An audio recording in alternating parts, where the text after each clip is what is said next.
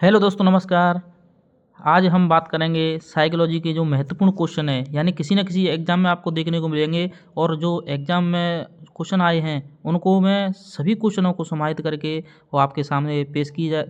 तो उसमें आपको क्या करना है, तो जैसा कि आप थंबनेल में देख रहे हैं, थंबनेल में साइकोलॉजी के 30 महत्वपूर्ण प्रश्न हैं और ये दोनों लेवल के लिए रहेगा, यानी लेवल 1 और लेवल 2 के लिए। तो इसमें क्या है, जैसे मैंने आपको एक क्वेश्चन दे दिया, उसमें 3 क्वेश्चन आपको एकदम कंठस्थ याद करने हैं। क्यों? क्योंकि मैंने क्वेश्चन है वो इसी प्रकार से तैयार किए हैं कि आपको एक क्वेश्चन के साथ में आपको 3 क्वेश्चन और एक्स्ट्रा मिले। और ये क्वेश्चन है आपको H TET, C TET, REET उसमें आए हुए क्वेश्चन है, देखना कहीं ना कहीं आपको देखने को मिलेंगे ये। और महत्वपूर्ण क्वेश्चन है, इसलिए आपको अच्छे से इनको याद करके जाना है एग्जाम में। तो देखो, पहला क्वेश्चन की बात करते हैं, स्वालीन विकार। देखो, स्वालीन विकार क्या होता है, कर रहे हैं कि जो ऑटिज्म ऑटिस्टिक डिसऑर्डर होता है, या फिर इसको स्वालीनता भी कहते हैं, ऑटिज्म या की विशेषता है। देखो, या यहाँ पे ये मिसप्रिंट हो गया है, ये ना, तो ये स्वालीन विकार है ना, ऑटिस्टिक। अब स्वालीनता के बारे में आपको विशेषता बतानी है, इसमें से कौन सी है। तो देखो, सामाजिक अंतःक्रिया और संप्रेषण में कठिनाई। अब जब स्वालीन बच्चा होगा, स्वालीन का मतलब होता है जो अपने आप में, है ना, अपने आप में खोज करता है, यानी सामाजिक अंतःक्रिया, संप्रेषण में कठिनाई, है ना। फिर कह रहा है सीमित अभिरुचि, उसकी अभिरुचि है वो एकदम सीमित होती है, रुचि एक कहते हैं उसको। और व्यवहार में पुनरावृत्ति होती है, जैसा कि आप जानते हो कि बार बार कोई चीज़ की बार बार कह रहे हो तो क्या हो गया, उसकी पुनरावृत्ति हो गई।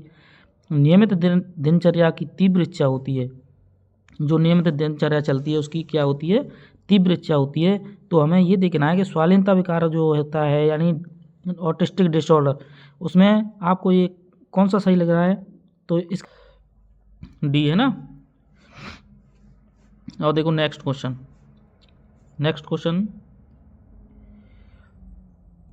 Question number 2।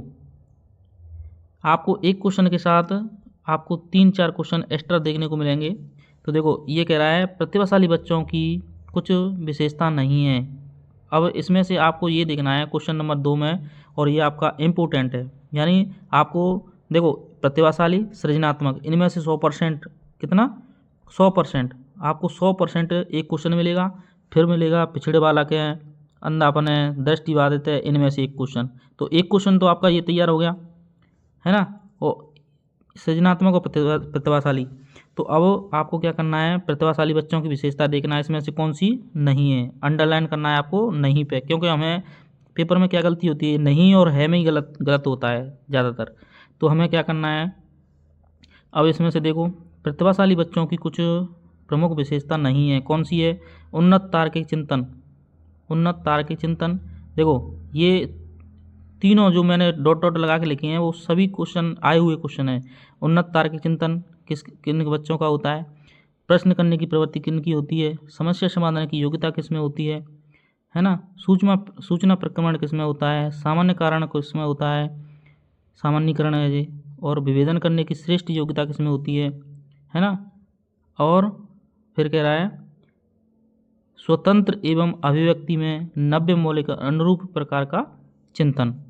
अब देखो, सी ऑप्शन में स्व उदाहरण, इसमें स्व लिख गया है ना, स्व उदाहरण यानी स्व अभिप्रेरणा, यानी सेल्फ मोटिवेशन, और आत्मसम्मान का निम्न स्तर। अब देखो, नेगेटिव कह रहा है नहीं है, तो नहीं का मतलब निम्न स्तर कह रहा है, निम्न स्तर प्रतिभाशाली में होता ही नहीं है, तो क्या होता है, उच्च स्तर। तो इसलिए इसका जो राइट आंसर कौन सा हो जाएगा, option number C. I hope ये क्वेश्चन समझ में आया होगा। नेक्स्ट क्वेश्चन देखो, नेक्स्ट क्वेश्चन इसी प्रकार से आपको देखने को मिलेगा, उसमें बस है और नहीं इसमें देखना है आपको, है ना। अब देखो, इसमें आपको क्या मिलेगा, सुमेलित नहीं है, इसमें ये देखना है कि कौन सा सुमेलित नहीं है।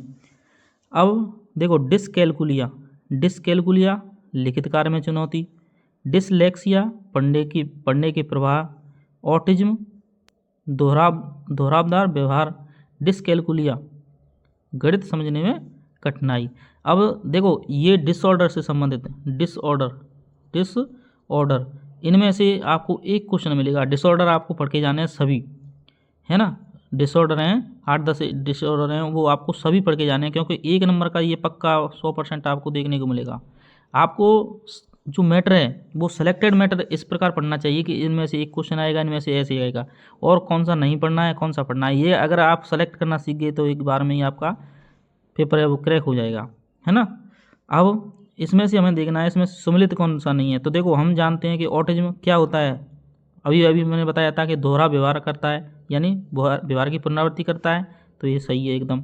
डिसकैलकुलिया, कैलकुलिया का मतलब कैलकुलेटर, कैलकुलेटर से समझो, कैलकुलेटर किस में आता है, गणित में, तो ये सही है। पहला सी डी सही है, सी सही है। अब देखो डिसलेक्सिया, लेक्सिया, लेक्सिया का मतलब पढ़ने से संबंधित, यानी एकदम राइट है। अब वो सम्मिलित नहीं है कौन सा, तो पहला ऑप्शन, तो ये ऑप्शन गलत हो जाएगा, क्योंकि डिसकैलकुलिया तो मैंने बता ही दिया डी में, और डी का मतलब है गणित समझने में कठिनाई, तो ऑप्शन नंबर ए इसका गलत हो जाएगा। आई होप ये क्वेश्चन आपको अच्छे से समझ में आया होगा, है ना। तो नेक्स्ट क्वेश्चन देखते हैं अपन, इसी प्रकार का क्वेश्चन है। क्वेश्चन आपको एकदम बेहतर से बेहतर क्वेश्चन देखने को मिलेंगे, बस आपको याद करना है किस प्रकार से हमें तैयार करना है। इस ऐसे ऐसे क्वेश्चन आपको तैयार किए गए हैं।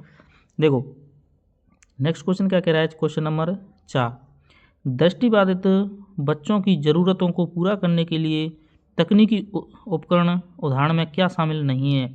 देखो एक तो सबसे पहले हमें देखना क्या, दृष्टिबाधित, मैंने अभी अभी बताया था ना, दृष्टिबाधित हो, पिछड़ापन हो, है ना, बहरापन हो, इनमें से एक क्वेश्चन आपको देखने को मिलेगा, और एक मिलेगा सृजनात्मक है, और एक है प्रतिभाशाली। ये आपको ध्यान रखना है, ये 2 नंबर यहाँ से कंप्लीट हो जाएंगे, है ना। तो ऐसे आपको देख के जाना है। अब क्वेश्चन देखते हैं, दृष्टिबाधित बच्चों की ज़रूरतों को पूरा करने के लिए तकनीकी उपकरण। अब देखो तकनीकी उपकरण कह रहा है ना, तो तकनीकी उपकरण में कौन सा शामिल नहीं है। सबसे पहले हम क्या करेंगे, नहीं पे क्लिक कर देंगे, समझ रहे हो। तो अब देखो वैकल्पिक, पहला ऑप्शन कह रहा है वैकल्पिक कंप्यूटर इनपुट उपकरण। अब देखो जो दृष्टिबाधित है तो वो उसको स्पर्श करके हम समझा सकते हैं ना, तो पहला ऑप्शन सही है। अब ब्रेल से संबंधित कोई भी आ जाए तो ये आपको दृष्टिबाधित के लिए एकदम राइट मानना है। फिर है वॉक पहचान सॉफ्टवेयर, यानी अब देखो वॉक का मतलब हमें जो बोलकर, हम केवल देख ही तो नहीं सकते हैं, बोलकर तो सुन सकते हैं, यानी कानों के द्वारा सुन तो सकते हैं, तो उस प्रकार का सॉफ्टवेयर भी आवश्यक है। लेकिन लेकिन लेकिन लेकिन ये क्या कह रहा है, सांकेतिक भाषा का प्रयोग। अब सांकेतिक भाषा का प्रयोग किसके लिए किया जाता है, आप जानते होंगे। सांकेतिक, सांकेतिक किसके लिए किया जाता है, जो क्या हो, बहरा, है ना, जिसके अंदर बहरापन हो, उसके लिए सांकेतिक का संकेतों के माध्यम से समझाया जाता है, क्योंकि वो सुन तो नहीं सकता लेकिन देख तो सकता है, इसलिए बहरेपन के लिए। तो आशा करता हूँ ये भी क्वेश्चन आपको अच्छे से समझ में आया होगा। अब नेक्स्ट क्वेश्चन देखो, नेक्स्ट क्वेश्चन ये क्वेश्चन कह रहा है, देखो प्रतिभाशाली से संबंध फिर आ गया। तो अब क्या कह रहा है, ये कह रहा है प्रतिभाशाली बच्चों की शिक्षा के लिए कौन सा उपाय है वो प्रासंगिक नहीं है। क्वेश्चन आपको ऐसे, मतलब क्वेश्चन सबसे पहले आपको 2 बार अच्छे से पढ़ना है ना, उसके बाद ऑप्शन पर जाना है, क्योंकि आपको क्या करना है कि आपको क्वेश्चन समझने में दिक्कत आती है तो वो क्वेश्चन है वो गलत होने के चांस होते हैं, इसलिए क्वेश्चन को 2 बार पढ़ो फिर उसके ऑप्शन पर जाओ। क्वेश्चन को पढ़ने से और ऑप्शन से ही आपका क्वेश्चन है वो सही हो जाता है। तो प्रतिभाशाली बच्चों की शिक्षा, है ना, जो प्रतिभाशाली बच्चे होते हैं उनकी शिक्षा में कौन सा उपाय है वो प्रासंगिक नहीं है, ये देखना है। तो देखो पाठ्यक्रम की समृद्धि, है ना, श्रेणी की उन्नति, उपचारात्मक अध्यापन और विशेष कक्षाएं। अब देखो इस क्वेश्चन को आप अच्छे से देखना, ये क्वेश्चन में कहना क्या चाह रहा है कि जो प्रतिभाशाली बच्चे होते हैं तो उसके लिए अब ये बताओ, श्रेणी की उन्नति, श्रेणी में उन्नति करते हैं वो, उपचारात्मक शिक्षण भी करते हैं। अब देखो विशेष कक्षा लगाने के लिए इनकी आवश्यकता नहीं होती, ठीक है, तो ऑप्शन नंबर डी राइट हो जाएगा। और नेक्स्ट क्वेश्चन देखो, हाँ ये क्वेश्चन देखो, ये क्वेश्चन वैसे तो देखे जाए तो सीटेट में बहुत ज़्यादा फेमस है। ऐसे ऐसे क्वेश्चन ऐसे आते हैं कि कम से कम पढ़ने में 2-3 मिनट आराम से आपके लगेंगे, और आंसर है वो एकदम शॉर्ट होता है। तो अब पहले तो क्वेश्चन को 2 बार पढ़ना है, कितनी बार, 2 बार। तो सबसे पहले क्वेश्चन नंबर 6 कह रहा है, सुनीता अपने काम को करते समय पूरा करती है, यानी वो काम भी कर रही है, अपने समय को उपयोग कर रही है। अपनी कक्षा में उच्चतम श्रेणी या ग्रेड प्राप्त करती है। देखो अपना काम के साथ अपनी उच्चतम ग्रेड भी प्राप्त कर रही है, अध्यापकों के निर्देशों को ध्यान से सुनती है और जो भी टीचर उसके लिए निर्देश देते हैं वो उसको अच्छे से सुनती भी है, तुरंत समझ भी जाती है, सुनती है समझ जाती है। जबकि रीता, ये तो किसकी सुनीता के बारे में हो गया, ठीक है। अब दूसरा है रीता। अब रीता क्या कहती है, रीता क्या परफॉर्मेंस है, तो एक अन्य छात्र है, यानी रीता सुनीता से अन्य छात्र है जो अध्ययन में औसत स्तर की है ना। पूरा इसके डिटेल दे रखा है। देखो वो समय के साथ अपना काम भी करती है और टीचरों की सुनती भी है, ग्रेड भी अच्छी प्राप्त करती है, निर्देशों को मानती भी है। इसका मतलब क्या हो गया, उसके अंदर क्या हो गया, प्रतिभाशाली होगी नहीं, प्रतिभाशाली। अब फिर रीता की देखो, अन्य छात्र है जो अध्ययन में तो औसत स्तर है, अध्ययन में क्या है, औसत स्तर, और विभिन्न परीक्षाओं में लगातार उच्च श्रेणी भी नहीं प्राप्त की है। वह अपनी चीज़ों को सीखने को वरीयता देती है, काम करने के तरीके में सुधार करती है और अपने डेटा कार्य करने में नए नए तरीके को खोज लेती है। अब देखो कोई स्टूडेंट है, अगर कोई स्टूडेंट किसी कार्य के प्रति खोजपूर्ण प्रवृत्ति अपना रहा है तो इसका मतलब क्या हो जाएगा, वो खोज कर रहा है, इसका मतलब उसमें सृजनात्मक चिंतन होगा जब, और वो भी कैसा, सृजनात्मक। और इसमें जो सुनीता है वो क्या कर रही है, अपने समय पर काम कर रही है, छात्रों के जो स्टूडेंट शिक्षक हैं उनकी सुन भी रही है और समझ भी रही है, तो इसका मतलब वो प्रतिभाशाली है।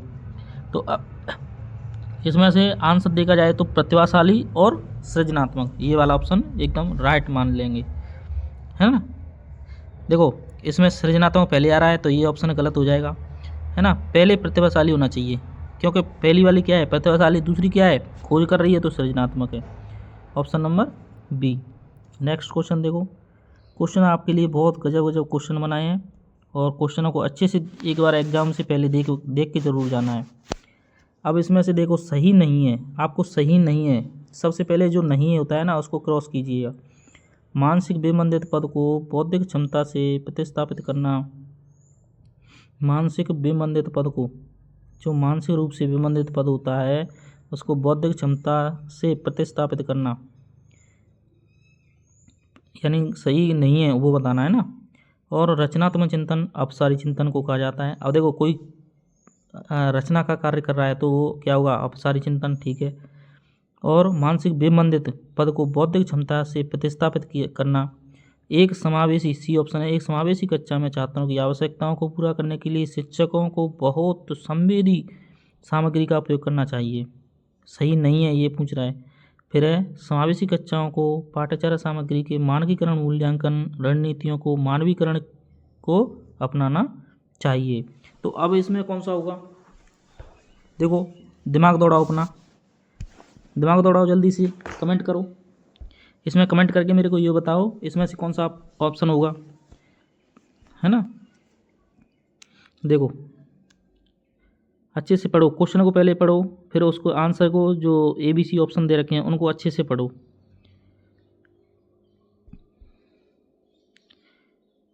अब इसमें से हमें देखना क्या है, सही नहीं है वो देखना है, तो सही नहीं है कौन सा होगा, रचनात्मक चिंतन अपसारी सही है, मानसिक बेमंदित बौद्धिक ये सही है, एक समावेशी कक्षा में छात्रों की आवश्यकताओं को पूरा करने के लिए शिक्षकों को बहुत संवेदी सामग्री।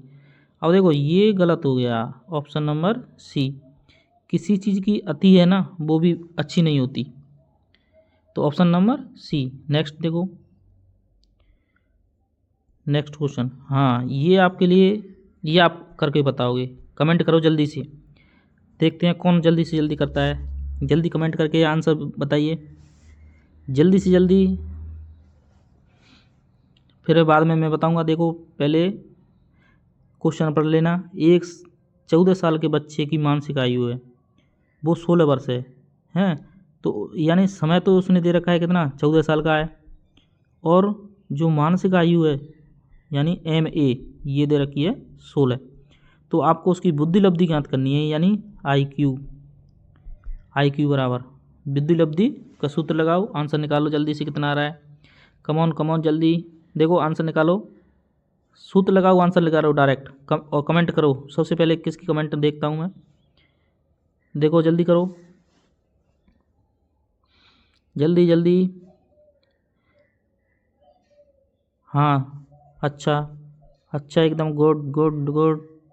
हाँ सही है निकालो निकालो। हाँ अभी किसका कमेंट आया मेरे पास, अभी नहीं आया देखो। अभी इसका मतलब आप समझ भी नहीं रहे हो, इसका मतलब आपको सूत्र नहीं आ रहे हैं, है ना। तो देखो अब चलो, आपने कर लिया तो कोई दिक्कत नहीं है। अब मैं देखता हूँ, है ना। 14 साल का बच्चा, अब देखो उसकी मानसिक आयु, सबसे पहले सूत्र क्या होता है, IQ बराबर क्या होता है, CA/MA, है ना। मानसिक आयु बटे वास्तविक आयु, मानसिक आयु बटे वास्तविक आयु, यही तो होता है, इंटू 100, क्योंकि टर्मन ने 100 का गुणा किया था। तो अब हमें इसको सॉल्व करना है, तो कैसे करेंगे, देखो मानसिक आयु कितनी है हमारी, 16 बटे 14 इंटू 100। अब इसको सॉल्व करते हैं तो आपका आंसर है वो, देखो ये आ रहा है क्या, ऑप्शन नंबर डी। देखो किसका आ रहा है, किसका आ रहा है, कमेंट करो जल्दी, आ गया होगा। तो इस प्रकार से आपको इन छोटे से क्वेश्चनों के माध्यम से 30 क्वेश्चन है वो कंप्लीट करा दिए गए हैं। और इसी प्रकार के नेक्स्ट वीडियो में आपको क्वेश्चन मिलेंगे जो शिक्षण विधियों से संबंधित आएंगे नेक्स्ट वीडियो। इसलिए चैनल को, अगर आप इस चैनल पर नए हो तो चैनल को सब्सक्राइब कर लेना, आपके पास जो नोटिफिकेशन है वो पहुंचती रहेगी। तो आज के लिए इतना ही, थैंक यू।